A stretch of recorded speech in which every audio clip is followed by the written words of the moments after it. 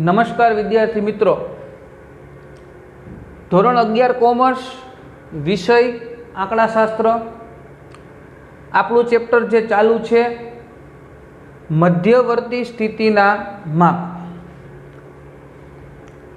Last lecture में आपणे निवारक और अनिवारक आवृत्ति वितरण में मध्यस्थ है ये केवी रीते मेळवी शकाय एनो आपणे अभ्यास करेलो छे।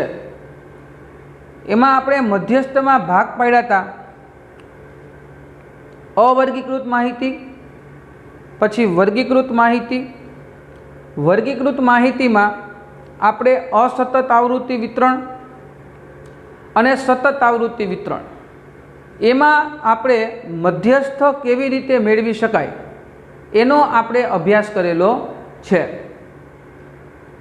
हवे सतत आवृत्ति वितरण में आपणे बे भाग पाड्या था, एक तो अनिवारक आवृत्ति वितरण अने बीजू निवारक आवृत्ति वितरण।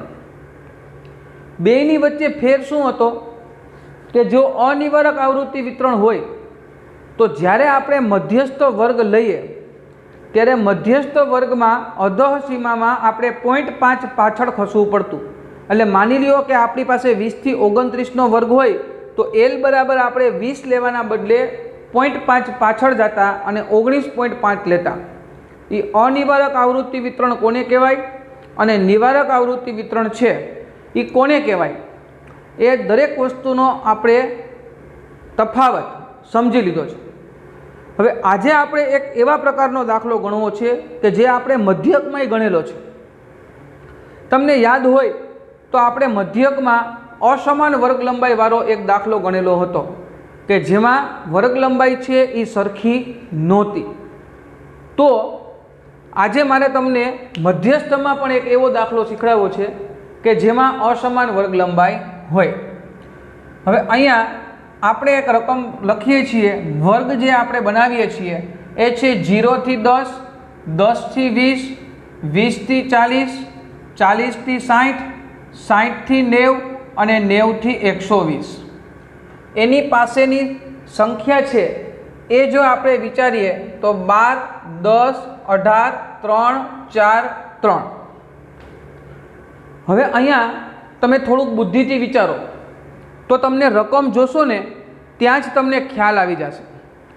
0 થી 10 एटले वर्ग लंबाई केटली छे 10, 10 થી 20 एटले वर्ग लंबाई केटली छे 10, 20 થી 40 जो वर्ग लंबाई बदली गई, 20 થી 40 एटले वर्ग लंबाई छे ए केटली थाशे तो के 20, 40 થી 60 तो वर्ग लंबाई छे ए केटली थाशे 20, 60 થી 90 तो वर्ग लंबाई छे ए केटली थई गई 30। तो एनो मतलब एवो थयो के जेम जेम आपणे वर्गमां नीचे आवता जाईए छीए एम एम वर्ग लंबाई छे ए वधती जाय छे। तो आवी जे रकमो होय तो एने असमान वर्ग लंबाई छे एवुं आपणे कही शकीए। हवे मध्यस्थ शोधवा माटे थईने आपणे सौथी पहेली कॉलम जे बनावीए छीए ए संचय आवृत्तिनी कॉलम होय छे सीएफ। पहेला तो 12 ના 12 एमने 12 માં 10 उमेरीए तो केटला थाय 22 थाय। 22 में आपणे 18 उमेरीए तो केटला थाय 40। 40 में आपणे 3 उमेरीए तो केटला थाय 43। 43 में आपणे 4 उमेरीए तो केटला थाय 47। 47 में आपणे 3 उमेरीए एटले केटला थई जाय 50। मैं तमने लास्ट लेक्चर में पण शीखवाडेलुं हतुं के संचय आवृत्ति सीएफ छे एनो जे छेल्लो आंकड़ो छे ए तमारो आवृत्तिनो सरवाळो n बराबर 50 थाय छे। एमां क्यारेय कोई दाखलामां कोई प्रकारनो फेरफार थशे नहीं। तमारे चेक करवो होय तो सरवाळो तमे चेक करी शको छो। 2 ने 8 10, 10 ने 3 13, 13 ने 4 17, 17 ने 3 20 નું શૂન્ય વિદા પડી 2, 2 ने 1 3 ने 1 4 ने 1 5 50। કેલ્ક્યુલેટરનો ઉપયોગ આપણે કરી લેવાનો જ્યાં ક્યાંય પણ આપણને શંકા જાય કે કદાચ આપણો સરવાળો કે બાદબાકી કે ગુણાકાર કે ભાગાકાર ક્યાંય પણ ખોટું હોય એવું લાગે તો તરત જ કેલ્ક્યુલેટરનો ઉપયોગ કરી લેવાનો, એમાં સંકોચ રાખવાનો નથી। હવે સૌથી પહેલાં તો સતત આવૃત્તિ વિતરણ છે એટલે મધ્યસ્થ શોધવા માટે થઈને આપણે n/2 નું સૂત્ર મૂકશું. n/2 એટલે 50/2 એટલે 25મું અવલોકન CF માં જોતા. CF એટલે આપણી સંચય આવૃત્તિ. આપણે કેટલામું અવલોકન જોઈએ છીએ? 25મું અવલોકન છે એ આપણે જોઈએ છીએ. તો વિચારીએ તો 25મું અવલોકન છે એ 12માં સમાવેશ થાય તો કે ન થાય, 22માં સમાવેશ થાય તો કે ન થાય, 40માં સમાવેશ થાય તો કે હા. તો એનો મતલબ એવો થયો કે તમારો જે મધ્યસ્થ વર્ગ છે એ મધ્યસ્થ વર્ગ છે એ 20 થી 40નો થશે. હવે આ મધ્યસ્થ વર્ગ છે એ આપણને મળી જાય પછી આપણે દરેક સંખ્યાઓની સંજ્ઞાઓની તારવણી કરીએ છીએ. સૌથી પહેલાં તો આપણે ગોતીએ છીએ L. L એટલે મધ્યસ્થ વર્ગની અધઃસીમા. જે મધ્યસ્થ વર્ગ આપણે આવ્યો હોય એની આપણે અધઃસીમા છે એને ધ્યાનમાં લઈને આગળ વધીએ છીએ. વિચારો તો આપણો મધ્યસ્થ વર્ગ છે એ 20 થી 40નો આવ્યો છે એટલે અધઃસીમા L બરાબર 20. પણ જુઓ અહીંયા 20 છે અને 20 થી જ શરૂઆત થાય છે એટલે આ નિવારક આવૃત્તિ વિતરણ છે એટલે 0.5 પાછળ ખસવાની પ્રોસિજર કરવાની જરૂરિયાત રહેતી નથી. એવું ક્યારે કરવું પડે કે જ્યારે અનિવારક આવૃત્તિ વિતરણ હોય તો જ આપણે આ કરવું પડે છે, બાકી આપણે 0.5 પાછળ ખસવાની જરૂરિયાત રહેતી નથી. તો અત્યારે આપણી પાસે નિવારક આવૃત્તિ વિતરણ છે. આપણી અધઃસીમા જે છે એ કેટલી થાય છે તો કે 20 થાય છે એટલે L બરાબર આપણે કેટલા લઈને આગળ વધશું? 20. પછી CF એટલે કે સંચય આવૃત્તિ. કોની? તો કે મધ્યસ્થ વર્ગની ઉપરની સંચય આવૃત્તિ. આ મધ્યસ્થ વર્ગ છે એની ઉપરની સંચય આવૃત્તિ એટલે 22.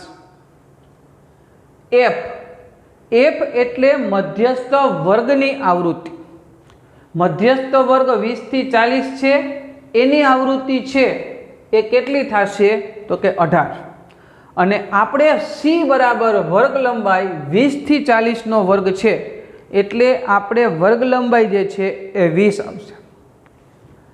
આપણે મધ્યસ્થનું સૂત્ર મૂકીએ L plus n/2 minus CF/F ગુણ્યા C. જો તમે અત્યાર સુધીના લેક્ચરો છે એને ડિટેલમાં ને વ્યવસ્થિત ભણ્યા હોય તો તમને ખ્યાલ હોય તો જ્યારે આપણે મધ્યકમાં અસમાન વર્ગ લંબાઈવાળો દાખલો ગણ્યો હતો ત્યારે ગુણ્યા C લીધેલા હતા નહીં. અને મેં તમને જ્યારે શીખવાડ્યું હતું ત્યારે એવું કીધેલું કે જ્યારે અસમાન વર્ગ લંબાઈ હોય ત્યારે આપણે મધ્યકમાં C લેતા નથી, પણ મધ્યસ્થમાં એવું નહીં થાય. કારણ કે મધ્યક છે એને બધાય વર્ગમાં સમાવેશ કરીને ધ્યાનમાં લઈને આગળ વધવાનું હોય છે, જ્યારે મધ્યસ્થને ફક્ત પોતાનો જે વર્ગ છે એટલા પૂરતું જ સીમિત રહેવાનું છે. એટલે આ ભૂલ થાય નહીં, કન્ફ્યુઝન.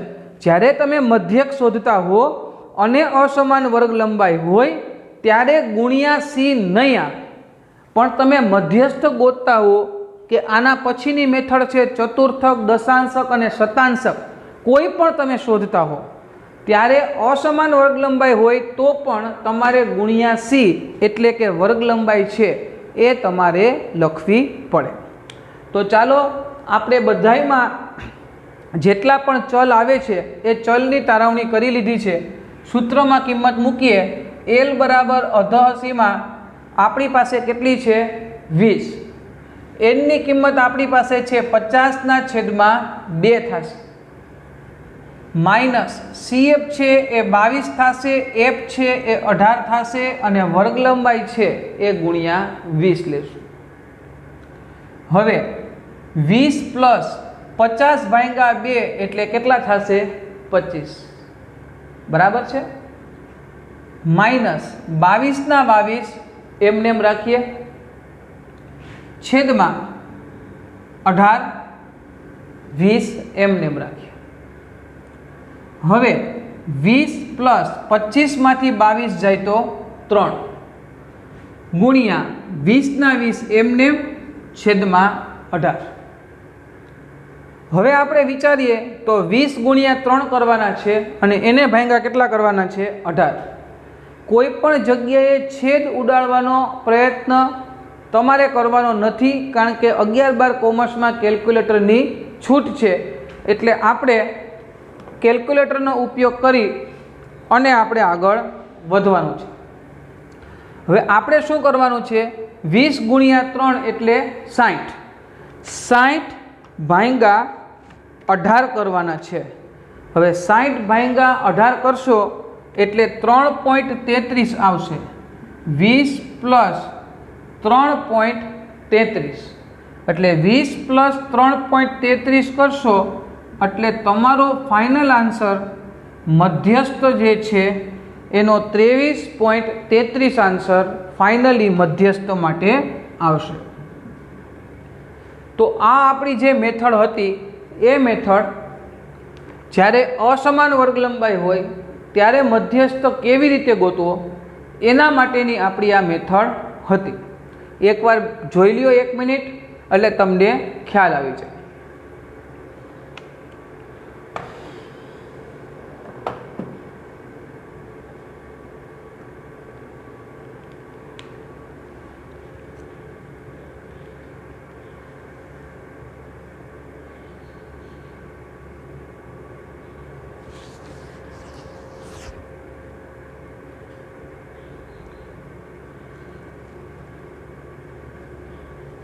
જોઈ લીધું વ્યવસ્થિત. આ આપણા માટે જ્યારે અસમાન વર્ગ લંબાઈ હોય ત્યારે અસમાન વર્ગ લંબાઈમાં આપણે મધ્યસ્થ છે એ કેવી રીતે ગોતી શકાય એનો આપણે અભ્યાસ કર્યો.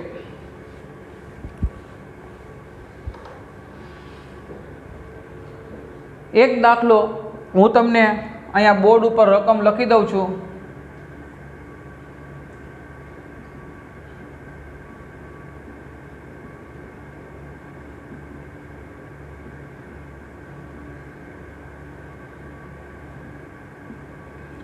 આ રકમ છે.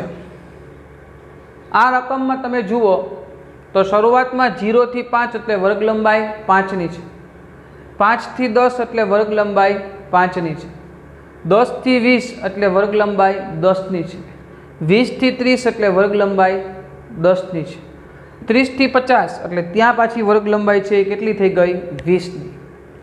એનાથી મધ્યસ્થને કોઈ પણ પ્રકારનો ફેર પડતો નથી. આ તમારા મગજમાં રાખજો. મધ્યકમાં મેથડ ચેન્જ થઈ જતી કે મધ્યકમાં જો અસમાન વર્ગ લંબાઈ હોય તો આપણે ગુણ્યાસી કરતા નહીં. મધ્યસ્થમાં એવું નથી. બરાબર, મધ્યસ્થમાં તો અસમાન વર્ગ લંબાઈ હોય તો પણ આપણે ગુણ્યાસી કરી અને આગળ વધવું પડે છે. બરાબર, આ રકમ તમે લખી લીધી હશે. હવે અહીંયા તમારી જે મધ્યસ્થની રીત છે એ મધ્યસ્થની રીત છે એ પૂરી થાય છે. હવે તમારે જે ભણવાનું છે એ ખાસ ધ્યાન આપજો. ચતુર્થકો, દશાંશકો અને શતાંશકો, આ વસ્તુ તમારે ભણવાની છે. આ વસ્તુ ફક્ત ને ફક્ત 11મા ધોરણમાં જ નહીં પણ 12મા ધોરણમાં પણ તમને કામ લાગશે. 12મા ધોરણના આંકડાશાસ્ત્રમાં બીજા ભાગમાં જે બીજું પ્રકરણ છે પ્રામાણ્ય વિતરણ, એ ચેપ્ટરમાં આ ચતુર્થક, દશાંશક અને શતાંશક છે એ ફરી તમારી સામે આવીને ઊભા રહેશે. એટલે આ 3 વસ્તુને તમે ખાસ ડિટેલમાં સમજો એવી મારી ઈચ્છા છે. ચતુર્થકો જે છે એને ઇંગ્લિશમાં ક્વોર્ટાઇલ્સ કહેવાય, એટલે એની સંજ્ઞા થાય ક્યુ. આપણે પહેલાં સંજ્ઞાની વાત કરી લઈએ. દશાંશકો જે છે એને ઇંગ્લિશમાં ડેસિલ્સ કહેવાય, એટલે એની સંજ્ઞા શું થાય ડી. અને શતાંશકો જે છે એને ઇંગ્લિશમાં પર્સન્ટાઇલ્સ કહેવાય, એટલે એની સંજ્ઞા છે એ શું થશે? પી. ચતુર્થકો એટલે ક્યુ, દશાંશકો એટલે ડી, શતાંશકો એટલે પી. હવે ભાગાકાર કોણ કેટલાથી કરશે? જેમ મધ્યસ્થ છે એ 2 થી ભાંગતા, કારણ કે મધ્યસ્થની તો વ્યાખ્યા શું કહે છે કે આપેલા અવલોકનોને ચડતા ક્રમમાં ગોઠવી એને 2 વડે ભાંગતા મધ્યનું જે માપ મળે એને મધ્યસ્થ કહેવાય. એટલે મધ્યસ્થ છે એ દરેકમાં 2 વડે ભાંગતું, n+1/2 લખતા અને n/2 લખતા, કારણ કે મધ્યસ્થનું કામ 2 વડે ભાગાકાર કરવાનું હતું. તો આ લોકો પણ કોઈને ને કોઈ સંખ્યા વડે ભાંગતા હશે ને. હવે અહીંયા બુદ્ધિથી વિચારવાનું છે. આનું નામ શું છે? ચતુર્થકો. એટલે એ કેટલાથી ભાંગશે? 4 થી. આ દશાંશકો છે એટલે એ કેટલાથી ભાંગશે? 10 થી. અને આ શતાંશકો છે એટલે એ કેટલાથી ભાંગશે? 100 થી. ચતુર્થક 4 થી ભાંગે, દશાંશક 10 થી ભાંગે અને શતાંશક છે એ કેટલાથી ભાંગશે? 100 થી. હવે આની સંખ્યા કેટલી? તો કે ચતુર્થકોની સંખ્યા 3 હોય છે, Q1 થી માંડીને Q3 સુધી. દશાંશકોની સંખ્યા છે એ કેટલી હોય? 9 હોય, D1 થી માંડીને ક્યાં સુધી? D9 સુધી. અને શતાંશકોની જે સંખ્યા છે એ 99 હોય છે, અને એ P1 થી માંડીને ક્યાં સુધી હોઈ શકે? P99 સુધી. તો આ 4 મુદ્દા છે એ ખૂબ જ મહત્વના છે, કારણ કે જેટલા ચલ હશે એટલા સૂત્રો. હવે તમે થોડીક વાર માટે આપણે જોઈ લઈએ તો આના 99 સૂત્ર થાય અને આના 9 સૂત્ર થાય. એટલે 99 ને 9 કેટલા થયા? 108. અને આના 3 એટલે 108 ને 3 કેટલા થાય? 111. એટલા સૂત્રો થાય. પણ આપણે એટલા બધા સૂત્રો કંઈ આવતા નથી અને એટલા બધા સૂત્રો કંઈ યાદ રાખવાના છે નહીં. આપણે ખાલી સૂત્ર બનાવતા શીખી જવાનું છે. પણ એ સૂત્ર બનાવતા શીખવા માટે થઈને આપણે આ 4 ઘટકો છે ને એ આપણા મગજમાં ફિટ કરીને રાખવા પડે. પહેલું શું? તો કે ચતુર્થક છે એની સંજ્ઞા શું છે? ક્યુ. ચતુર્થક છે એ કેટલા વડે ભાંગશે? 4 વડે. ચતુર્થકોની સંખ્યા કેટલી? 3. પહેલો ચતુર્થક હોય તો Q1 કહેવાય, બીજો ચતુર્થક હોય તો Q2 કહેવાય, ત્રીજો ચતુર્થક હોય તો Q3 કહેવાય. દશાંશક છે એની સંજ્ઞા શું છે? D. દશાંશક છે એ કેટલાથી ભાંગશે? 10 થી. દશાંશકોની સંખ્યા છે એ કેટલી છે? 9. D1 થી માંડીને ક્યાં સુધી? D9 સુધી. એટલે પ્રથમ દશાંશક હોય તો D1 કહેવાય, 5મો દશાંશક હોય તો D5 કહેવાય, 8મો દશાંશક હોય તો D8 કહેવાય. બરાબર? આ રીતે આગળ વધવાનું છે. શતાંશકમાં આવીએ તો શતાંશક છે એની સંજ્ઞા શું છે? તો કે P. શતાંશક છે તો એ કેટલા વડે ભાંગશે? 100 વડે. શતાંશકોની સંખ્યા છે તો એ કેટલી થશે? 99. P1 થી માંડીને ક્યાં સુધી? P99 સુધી. માની લો કે આપણને 40મો શતાંશક કહે તો એને લખાય શું? તો કે P40. માની લો કે આપણને 60મો શતાંશક કહે તો લખાય શું? P60. માની લો કે આપણને 80મો શતાંશક કીધો તો લખાય શું? તો કે P80. આ આપણે વાત કરી ગયા કોના માટેની? તો કે શતાંશકો માટે. હવે દશાંશકમાં વિચારીએ, આપણને ત્રીજો દશાંશક કીધો છે તો દશાંશક એટલે D, ત્રીજો એટલે 3. આપણને 7મો દશાંશક કહે, દશાંશક એટલે D, 7મો એટલે કેટલા થાય? 7. આપણને પેલો ચતુર્થક કહે, ચતુર્થક એટલે Q, પેલો એટલે 1. આપણને ત્રીજો ચતુર્થક કહે, ચતુર્થક એટલે Q, ત્રીજો એટલે 3. આવી રીતે સૂત્રો આપણે આપણી રીતે બનાવી શકીએ. આ તો મેં તમને સંજ્ઞા લખતા શીખડાવી. આવી જ રીતે તમે સૂત્રો તમારી મેળે બનાવી શકશો. પણ એના માટે જે પાયાની વસ્તુ છે એ પાયાની વસ્તુ આ 4 તબક્કાઓ છે એ મેં તમને શીખડાવી દીધા. એ આ 4 તબક્કાઓ છે એ તમારે તમારા મગજમાં ફિટ કરીને રાખવાના છે. જો આ 4 તબક્કાને તમે વ્યવસ્થિત અનુસરશો તો આ ચતુર્થક, દશાંશક ને શતાંશક છે એ મધ્યક અને મધ્યસ્થની જેમ ખૂબ જ સહેલું છે. બરાબર છે? તો આપણે આ ચારેય વસ્તુ છે એ તમે વ્યવસ્થિત રીતે યાદ રાખી લેજો. હવે પછીના લેક્ચરમાં હું તમને આ ચારેય વસ્તુના સૂત્રો બનાવતા શીખડાવી દઈશ. તમે તમારી મેરેજ બનાવશો ગેરંટી, કારણ કે તમને સંજ્ઞા તો આવડી ગઈ, તો હવે તો કંઈ કરવાનું રહેતું નથી. કોણ કોના વડે ભાંગે એ તમને ખબર જ છે. રેડી? તો નેક્સ્ટ લેક્ચરમાં આપણે આના સૂત્રો બનાવશું અને આપણે દાખલાઓ પણ આના ગણશું. રેડી? પણ નેક્સ્ટ લેક્ચરની અંદર.